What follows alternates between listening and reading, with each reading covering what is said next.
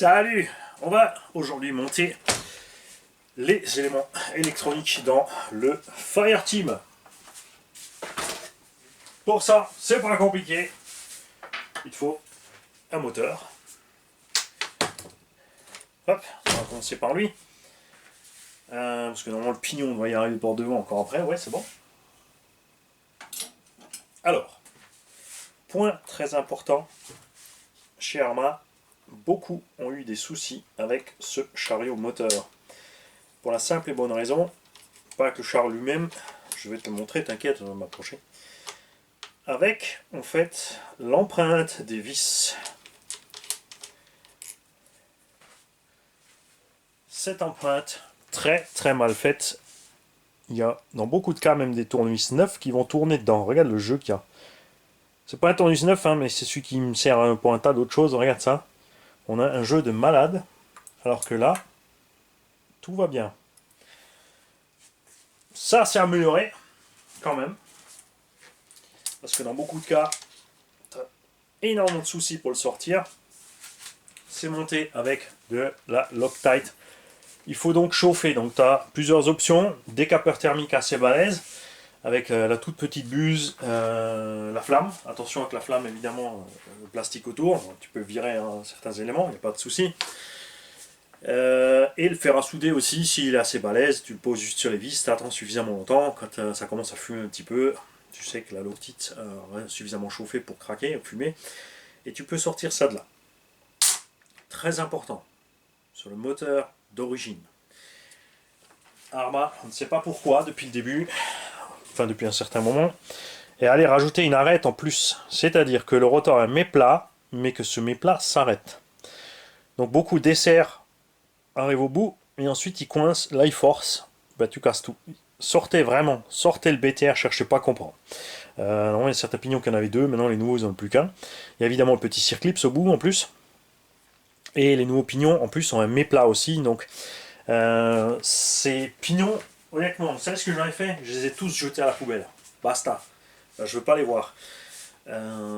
Ces pignons se montent même pas sur n'importe quel moteur. J'ai essayé juste de les poser sur l'axe de certains autres moteurs. Ça coince. Il y a vraiment un problème avec l'ajustement de ces trucs. Le fait qu'il y ait un méplat au pignon, ça ne peut pas tourner. Il y a plein de gens qui disent ah c'est cool, même si le BTR dessert, ça peut pas, ça continue à entraîner mon truc. Et comme il y a ce clips au bout, ça peut pas se barrer. Le problème c'est que justement quand ça coince, le pignon au lieu de pouvoir prendre un coup dans le BTR et faire le tour, eh ben il va te bousiller tout le reste. Je préfère perdre ma motricité est en panne parce que mon pignon allait se balader que d'exploser quelque chose. Ça c'est certain.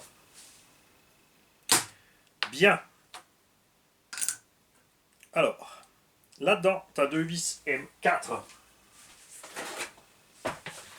Alors, je vais mettre de l'acier bruni. Il ne faut pas les mettre trop longues. Et là, tu as Yves qui est en train de gueuler. Il dit hey, couillon, elles sont dans le carton. Alors, bouge pas. Où est-ce qu'elles sont mes vis? Là. Bien. Pas trop longue. On va essayer deux tailles différentes là, pas dire de bêtises. Ça c'est un peu court. Alors, il faut faire très attention quand vous mettez des vis dans votre moteur, c'est que évidemment tu passes à travers ton support, c'est différent d'épaisseur de support, et il faut que ta vis puisse aller dedans sans toucher au fond, parce que là derrière il y a généralement un cache, ensuite il y a le bobinage. Donc si tu pousses sur le cache, ça peut aller, mais si tu le perces et tu touches le bobinage, tu abîmes un seul des brins de ton bobinage. Ils sont tous isolés les uns des autres. En fait, tu as ton câble en cuivre qui est verni, et ensuite il est bobiné.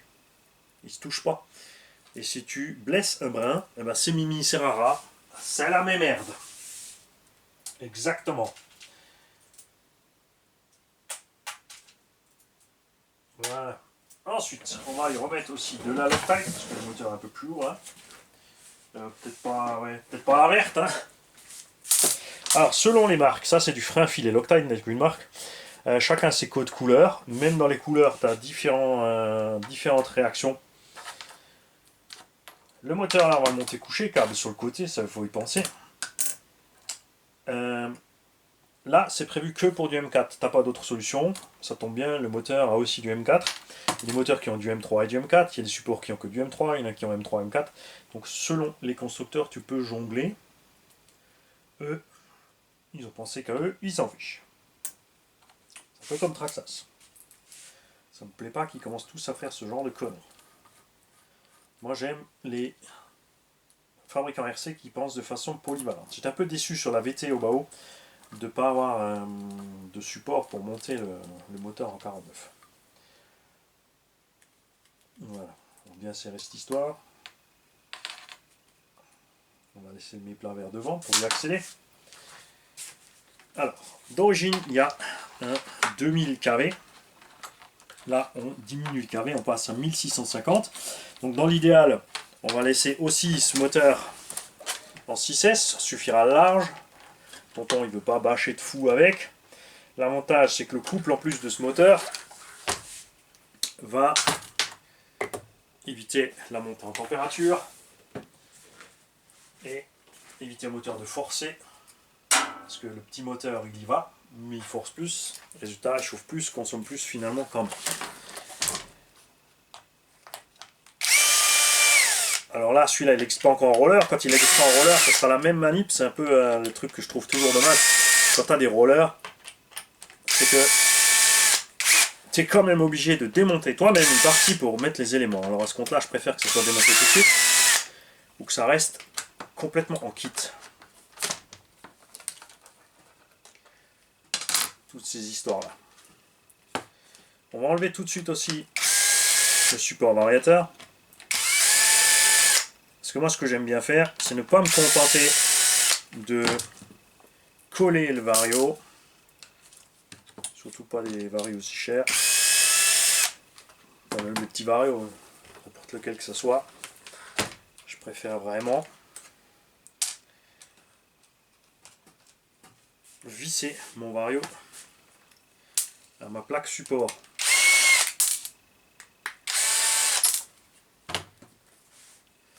Alors, où est mon vario? Il est là. Donc là, on a soudé deux XT90. Parce que tonton il roule avec des XT90.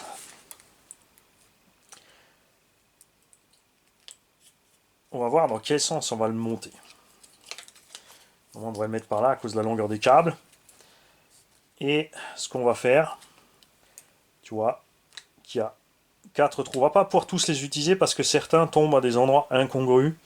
On va se faire un petit gabarit, on va percer ça et on va le visser par dessous. Donc au moins avec 2 des 3 vis, on l'idéal en diagonale. 3 ce serait mieux, 4 ce serait l'idéal, mais comme il y en a une je crois qui tombe trop près de cet élément là. Ne vous faites pas avoir, n'allez pas trop près vers le centre, sinon ça va toucher. Donc ça c'est facile. Hein. Tu poses tout ça sur ta machine, à l'endroit où ça se monte, et tu regardes un peu où t'es. Tu te fais pas avoir par autre chose, c'est qu'ici, il y a ça, le petit clou là, avec l'arceau. Il peut aussi t'emmerder et être pile au mauvais endroit, mais là on est juste à ras, je pense que ça passe. Et sinon, ma foi, Banzai, on va couper le bout du clou. Hein, parce que là il sort de 5 mm pour rien. Voilà, quoi que non, on est large, on est bon. Bien. On va aussi contrôler, avant de fixer ça, que les câbles moteurs soient assez longs pour aller dedans. C'est là que ça se complique un peu, on a l'impression. Hein, monter sur le côté, ça va peut-être pas aller. Alors lui, il y va, mais tendu, hein, tendu, tendu, tendu. Ça, j'aime pas. On va essayer donc de tourner le moteur.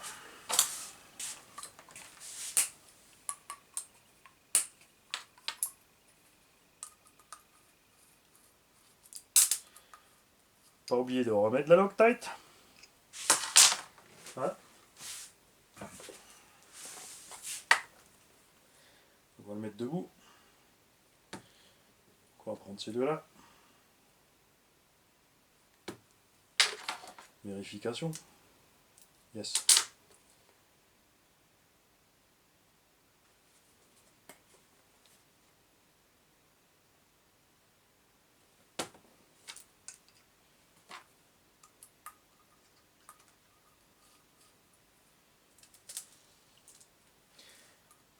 Alors pour la visserie, comme on est dedans, moi je me sers chez bricovis.fr.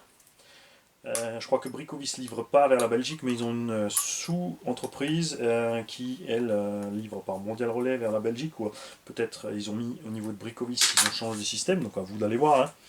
Posez-leur la question, de toute façon ils vont vous donner le lien pour aller sur le site qui livre vers la Belgique aussi. Hein. Ouais, on va faire comme ça, on sera mieux. Et lui, par contre, on va quand même être obligé, tu vois, de l'avancer plus. Hein. Parce que faire une rallonge juste pour 2 cm, c'est aussi un peu con. Honnêtement. On va peut-être y couper le rebord, quoique non, ça passe. Tu vois, là, ça devient un peu chiant, cette histoire de... C'est bien, mais des trucs partout, et... Voilà, donc on va faire ça au niveau du pignon. D'origine, il y a un 12. Le 12, pour le poids de l'engin, avec la taille des roues, c'est sûr, il va vite. Mais c'est un peu limite pour le moteur. On a beaucoup d'utilisateurs qui m'ont confirmé effectivement que l'autonomie était entre 6 et 8 minutes quand tu roules fort. Et si tu roules détendu, tu arrives à faire 12-15, mais c'est vraiment plus que de la balade. On a aussi plein d'utilisateurs allemands qui les ont eu avant nous, un peu les Fireteam, qui m'ont confirmé qu'ils sortent les roulements à l'intérieur des portes-fusées, comme sur les X-Max, sur les anciennes versions des X-Max, parce que c'est tout simplement trop juste niveau roulement. Alors moi j'ai vu sur mon Moya, mais alors il a des roues plus petites. Donc tonton, si tu roules en 8, je te conseille de rester aussi en 12-13 avec ce moteur. Il faut voir une chose, c'est est-ce que ça passe?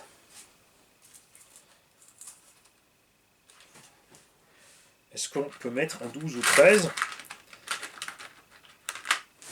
sans que le moteur aille toucher au fond? Ouais, large. Large. Ouais, on peut même descendre à 11, hein, honnêtement. Bon, après 11, c'est peut-être un peu poussé. Là, pour rouler en 6 avec ces carvés-là, j'hésite entre 14 et 15. On va y aller pas trop fort non plus. Ça me plaît bien, ça. Alors, 1, 2, 3, 4, 5, 6, 7, 8, 9, 10, 11, 12, 13.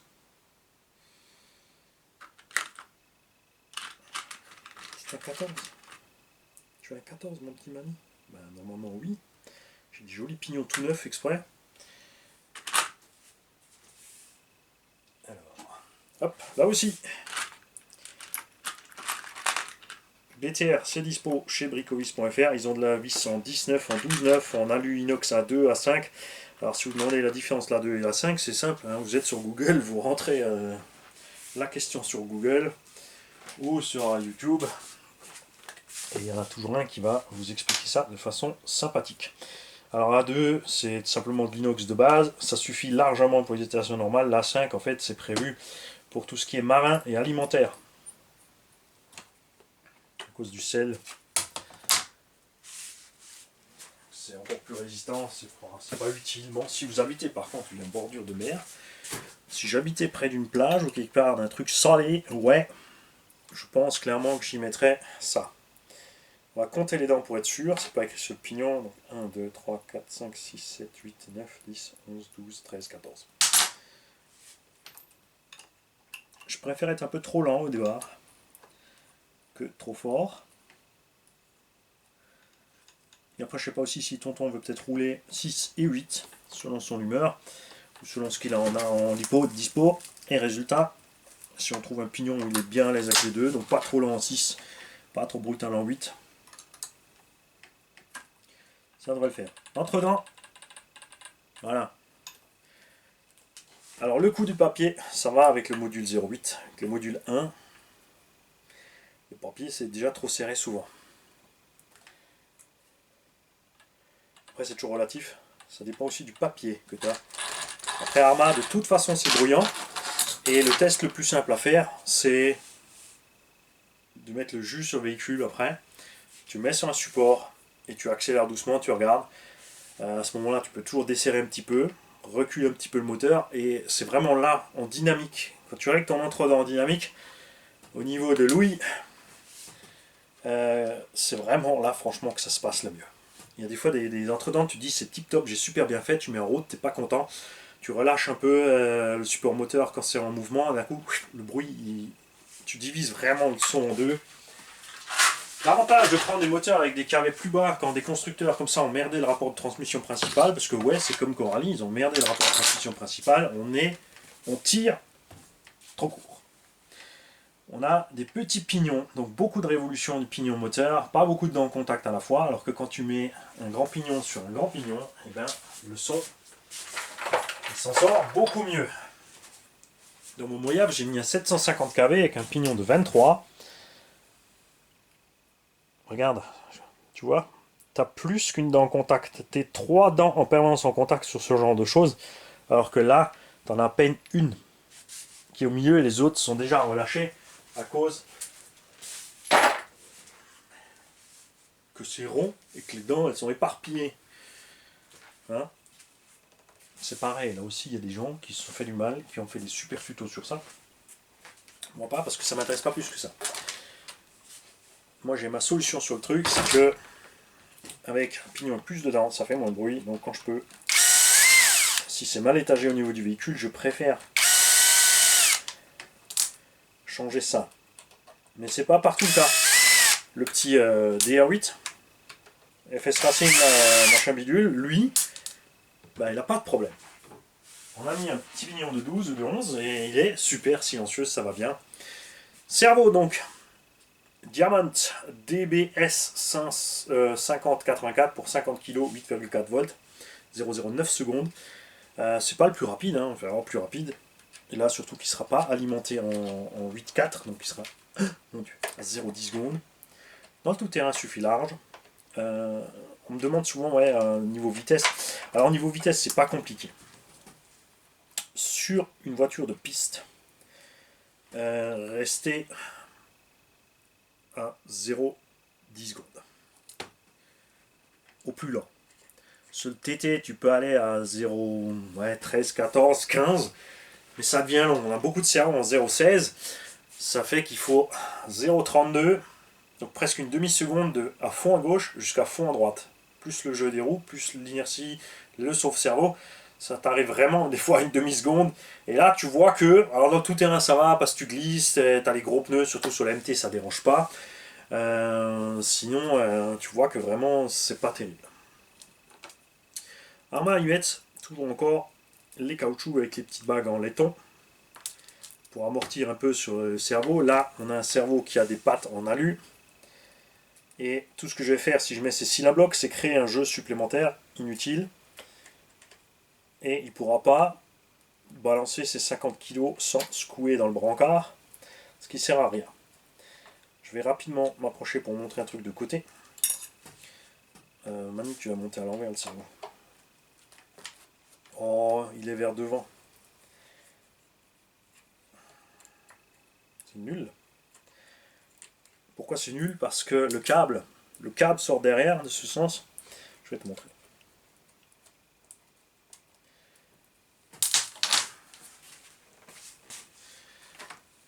Alors déjà, quand tu mets ton cerveau comme ça à la verticale dedans, chez Obaou c'est bien pensé. Tu peux mettre des cerveaux relativement hauts à l'intérieur sans que ça touche. Sur la plupart des autres constructeurs, il faut mettre des cales. Il ne faut pas que ton cerveau touche sur le châssis. Alors s'il est juste à peine posé à ras, ça peut peut-être aller. C'est vrai que le châssis va lui servir de refroidisseur, surtout si dans ce cas-là un Coralie. Le problème, c'est que si t'es pas juste à ras, mais tu vois, tu mets de la pression quand tu vas serrer tes vis, tu vas forcer sur l'ensemble. Et accessoirement, même s'il touche, je te déconseille vraiment de le faire toucher parce que tous les chocs aussi transmis au châssis vont aller là-dedans. Donc, regarde maintenant, ils ont prévu de monter le cerveau câble vers l'avant. S'il sortait vers derrière, il allait juste à gauche, direct dans la boîte radio. Là, il est monté câble vers devant. Ce qui est couillon, parce que soit tu passes en dessous, je ne sais pas si on a assez de hauteur pour passer en dessous, sinon tu es obligé de le faire longer les pieds, sachant qu'au milieu, il y a quand même le cardan central qui se balade. C'est vraiment le genre de choses dont je ne suis pas fan. Si ça suffit pas, on peut toujours encore rehausser un petit peu le cerveau. Non, ça va passer. Ça va passer avec le câble. C'est bon. On va pas s'emmerder, on va prendre la visseuse. Hein. Je fais doucement, pas faire du mal aux oreilles de certains. Je pourrais prendre aussi la vieille visseuse Bosch à charbon, qui est plus silencieuse, c'est vrai.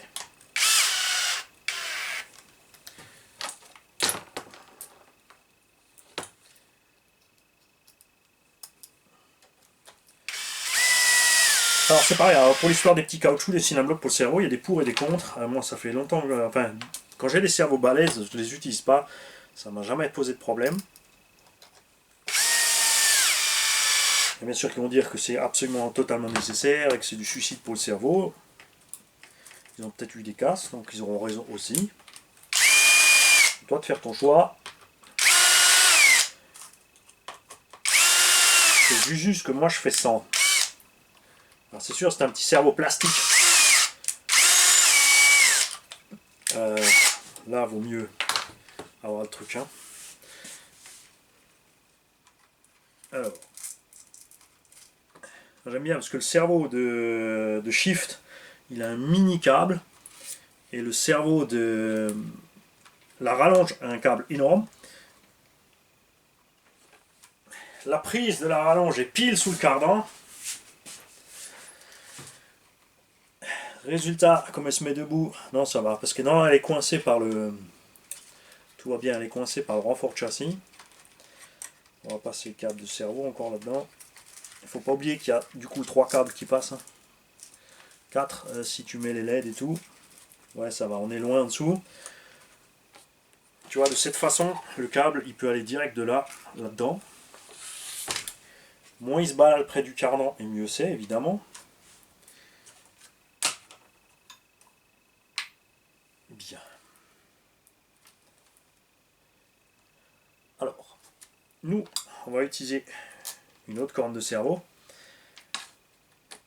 C'est dommage que Arma s'obstine donc avec sa biellette là, qui n'est pas ajustable. Si vous avez des radios sans subtrim, vous êtes emmerdé. Alors une solution simple au niveau de cette biellette, c'est de la couper en deux. Enfin pas vraiment en deux, tu la coupes en 3 parce qu'en fait tu vires 1 ou 2 mm au milieu. Donc selon le disque que tu utilises pour couper, ça peut suffire. Tu peux couper aussi avec le cutter, hein, c'est du plastique, ça va bien, gaffe aux doigts. Donc tu coupes, tu sors 2 mm. Moi je perce à 2 mm devant ou derrière, je mets une M3 dedans. Enfin, soit un BTR, si j'ai des BTR assez longs ici, je mets tout de suite un BTR M3 et je revisse l'autre côté dessus, ce qui fait que j'ai du coup une biellette réglable. Tu peux aussi acheter séparément des petits pas inversés. Hein, tu as différentes tailles qui existent, mais il faut voir chez les marques en fait. Hein. Faut aller sur les sites des constructeurs, surfer un peu dessus, charger les notices et regarder un peu ce qu'ils font. Parce qu'évidemment, tu as des petites, tu as des grandes, tu as des longues, des courtes, du M4, du M3, de tout ce que tu veux. Le truc important, c'est la longueur dans ce cas-là. Parce que là, il faut relativement court. Tu vois, ce genre de choses, ça va bien. Bon, là, c'est de la biellette de train, mais c'est un peu overkill. Mais tu pourrais faire ta biellette de liaison là, avec du M5. Hein, on a ce genre de choses aussi. Tu as du choix. Mais une simple vis, ça fait le travail aussi si tu veux avoir une biellette de direction principale réglable. Là on va le laisser comme ça parce que tonton normalement il radio qu'à subtrim, donc il pourra faire ça au subtrim. Le point important toujours c'est que la barre de Ackermann, c'est la barre qui est là, ici c'est là, soit toujours à la même distance droite-gauche à 0. Tu vois. Et là tu regardes où tu tombes et tu poses ta corne de cerveau. Le problème c'est qu'il y a des dents ici. Donc tu vas être soit une dent en avant, soit une dent en arrière. Des fois tu tombes pile dessus, mais c'est souvent quand même une dent en avant en arrière. C'est là qu'intervient le réglage ici, parce que tu vas pouvoir compenser. Soit le subtrim, si tu n'as pas ça, sur ta radio, qui décale le neutre sans décaler les butées. Voilà. Donc moi je vais aller percer mon petit support vario. Une fois que j'aurai percé le support, on va mettre le vario, on va mettre le jus et on va pouvoir faire les réglages du neutre et de la direction il est des gaz. C'est un variateur au bubing. Alors je vais pas rallumer la caméra après pour vous le refaire une 200 millième fois. On va le faire en statique, là c'est très très simple. Souvent, sur les varios qui ont un interrupteur marche-arrêt et un petit bouton de réglage ici, tout ce qu'il y a à faire, c'est d'appuyer le petit bouton de réglage, de mettre en route, d'attendre que ça bip ou flash, ça dépend des constructeurs. Tu relâches le petit bouton, là tu touches rien, ta radio tu es neutre, évidemment la radio est déjà allumée. Tu branches ton moteur, parce que sans moteur, si ça bip, t'as pas le bip. Donc si tu as les flashs, ça va, tu peux faire avec le flash. Donc enlève ton pignon moteur ou les roues de la machine pour être en sécurité. C'est le plus simple. Tu appuies un petit coup, il bip. Là maintenant le biping va biper une fois. Tu appuies à fond sur les gaz, tu restes sur les gaz. Pendant que tu es sur les gaz, tu rappuies un coup, il rebip encore 2 fois. Tu lâches, tu freines à fond ou marche arrière à fond, tu restes sur ta marche arrière, ton frein à fond. Tu rappuies ici, bip 3 fois et dans la foulée 4 pour dire que c'est bon. Là, tu es opérationnel. Très important sur les radios, n'avoir pas de bride de butée enclenchée, donc que tout soit à 100% au niveau des gaz, et pas d'ABS enclenché non plus, hein, très important, et c'est pareil au niveau de la direction, vous mettez votre trim à 0, votre subtrim à 0, vos EPA à 100% pour installer le cerveau, ensuite vous regardez où vous êtes, et c'est à ce moment-là précisément que vous touchez sur le subtrim si vous avez besoin, si, comme dans un cas présent ici, la biellette de cerveau n'est pas réglable, tu triches avec ton subtrim si tu peux, enfin triche, tu règles avec ton subtrim, ensuite tu vas à fond à droite, tu règles ta butée à droite, tu vas à fond à gauche, tu règles ta butée à gauche. Point important aussi, sortir une corde de cerveau. Hop, bouge pas. Alors ça vaut à peu près 2 € l'unité. Rebadgé revendu chez nous sous plein de trucs, hein, GeForce, truc bidule, machin bidule, 5, 7, 8, 10 €. Je veux bien que ça soit un peu plus cher en France, mais 5 fois le prix, ça commence à faire cher. Alors, plus tu vas monter ta biellette vers le centre ici, vers le moyeu, plus ton cerveau aura de force, parce que son bras de levier sera plus court. Tout simplement. Moins par contre, tu auras de débattement. Si tu n'as que 30 degrés devant derrière, si tu te montes vraiment plus vers le milieu, parce qu'il y a des cornes qui sont percées jusqu'au bout, tu n'auras peut-être pas assez de débattement pour aller à fond à droite à gauche. C'est pour ça que des fois les palonniers sont relativement longs, le palonnier ou corne de cerveau, pour avoir plus de débattement. Tout simplement. Quand tu as une radio où c'est réglable, comme moi maintenant avec les Spectrum, où il y a des radios où tu peux monter à plus que 100% de débattement, dans le temps, c'est vrai que les cerveaux faisaient en moyenne 30 degrés de droite-gauche, 60 degrés total. Ils ont débuté méca. Maintenant, on a des cerveaux qui font du 180 et du 360 degrés. Alors attention, dans les cerveaux 360 degrés, il faut faire très attention. Il y en a qui n'ont que la fonction aller d'un sens sans arrêt et revenir sans arrêt, ou stop. Ils ne reviennent pas tout seuls. Donc méfiez-vous avec les 360 degrés. Mais il y en a, ils sont en 360, mais voilà. Ils ne vont que où vont ton potentiomètre en fait. Si ta direction, elle tourne 30 degrés, le cerveau va à 30 degrés, tu relâches, il revient à 0. Si tu casses la butée de ton potard sur ta radio et tu fais 2 tours, là, ton cerveau va faire 2 tours. Hein, tu vois ce que je veux dire? Donc c'est pas important d'avoir une butée méca à 60 ou 90 degrés ou 120 degrés. Au contraire, si tu n'as pas de butée méca, si ta direction prend un coup, ton cerveau, lui, il va aller plus loin, il s'en fiche, il va prendre son coup et ça va pas le déranger, parce que ça va pas exploser une butée méca à l'intérieur du cerveau. Donc l'un dans l'autre, c'est peut-être pas plus mal. Donc, sur les cerveaux, enfin les radios et les cerveaux qui ont suffisamment de débattement, tu peux te permettre d'aller plus au centre et de monter le débattement physique à ta radio, 120-150% selon les radios, et profiter donc d'un maximum de couple. C'est clair. Mais la réaction aussi sera différente. Plus tu vas te mettre loin, plus dès que tu touches, ton cerveau va bouger aussi. Hein, donc plus tu t'éloignes, plus ça va être réactif, mais moins tu auras de force. Plus tu vas être au centre, plus tu auras de force et moins ça sera réactif. Mais c'est hypothétique parce que quand tu as un cerveau à 0,06, 7, 8 ou 10 secondes, sur les mecs qui font de la piste un dixième ou plus petit, ouais, eux ils vont peut-être le remarquer. Nous, surtout sur des engins comme ça, 0. Mais moi je vais le monter au plus serré. Comme il a une radio réglable dans mon tonton, il pourra faire ça. Alors selon les véhicules aussi, tu vois. Arma a une corne de cerveau d'origine qui est très marquée, qui a un gros levier pour aligner à la hauteur de la biellette selon la corne de cerveau que tu mets. Là maintenant une plate, tu vois, ta biellette va prendre un angle. Donc il faut vérifier que l'angle est suffisamment, tu vois, parce que là il y a une petite rondelle qui va empêcher ça, entre à fond à gauche, à droite. Il y a certains tu te mettras dessous, certains dessus, certains tu seras obligé de prendre une corne à la forme du constructeur comme il l'a prévu. C'est très chiant comme ça chez Serpent, chez c'est qui d'autre encore, Iceworks ou X-Ray, ils utilisent des cornes assez plates, assez basses. Après là c'est pas un problème. Ce genre de construction tu peux tricher facilement. On va sortir la vis de là, on va mettre une cale, on va mettre une vis plus longue et on sera toujours droit. Tout simplement. Gaffe après à la carrosserie évidemment, selon comme est fait la carrosserie, ça va peut-être gêner. Mais ici je sais déjà par expérience que j'ai pas besoin de faire gaffe à l'angle, ça va aller, mais pensez-y. Pensez au moindre petit détail. Tout ce que vous touchez sur une direction, entre chaque élément, vérifiez le bon fonctionnement. Vérifiez, mettez la corne sur votre cerveau, votre palonnier, regardez si votre cerveau fonctionne bien, regardez si votre rotule fonctionne bien, regardez si la direction fonctionne bien. Chaque fois que vous touchez sur un élément, s'il est monté trop serré, s'il est coincé, s'il est endommagé, il va freiner la direction, ça va poser problème. Aller-retour au cerveau du neutre, la voiture va commencer à nager en fait parce qu'elle n'arrivera pas soit proprement à revenir au neutre, soit ça va aller tellement dur. Il y a des directions, des fois il y a des choses qui sont mal réglées au niveau des rotules. Par exemple ici, tu as dans le train des réglages de rotules de train. S'ils sont trop serrés, tu vas bloquer la suspette et la direction. Tu vois? Là, tu es sur une sphère, et la sphère devant, elle a une assiette qui lui comprime la tête pour pas forcément que la pièce parte. Si tu serres trop, tu vas freiner sur cette sphère, tu vas freiner la direction, la suspension, ça va coincer. La suspension, c'est pareil, dès que tu interviens sur un élément qui pivote, qui bouge sur une suspension, chaque fois que tu as monté, tu regardes ça bouge, tu mets l'autre, tu regardes ça bouge.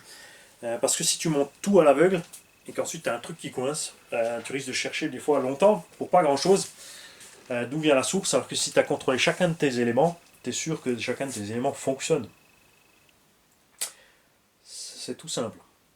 Moi maintenant je vous laisse, je vais percer ça, je vais monter le vario, on va le visser. Je vais mettre le jus, je vais régler mon neutre de direction, mon neutre des gaz, et le véhicule sera prêt. Donc là on a papoté, on a mis du temps. Dans l'état physique des choses, ouais, un petit quart d'heure, t'es parti. Si t'as pas besoin de souder, évidemment, si t'as besoin de souder en plus, ça va mettre un peu de temps. S'il faut te faire des rallonges, s'il faut souder les prises sur le vario ou autre, ça c'est normal.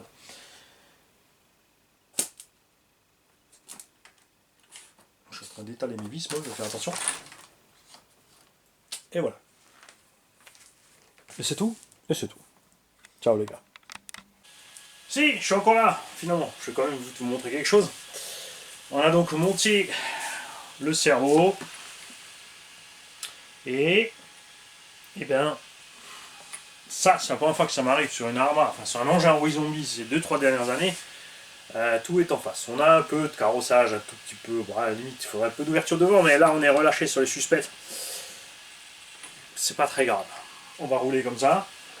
Je veux dire, par rapport aux autres, c'est en ligne. Au moins, on n'a pas de truc trop bizarre. Direction, donc le cerveau, là pour l'instant il est alimenté qu'en 6 volts. Ça va très bien. On va lui appuyer sur la citrouille. Je vous rappelle que sauf cerveau Arma n'est pas réglable, mais ils ont fait des ressorts renforcés. Tu vois. Et il y va. Et là, comme dit, on est qu'en 6 volts. On a fait évidemment le neutre des gaz. Et ça nous donne ça. Pour le son, on t'aura pas mieux. C'est du Arma.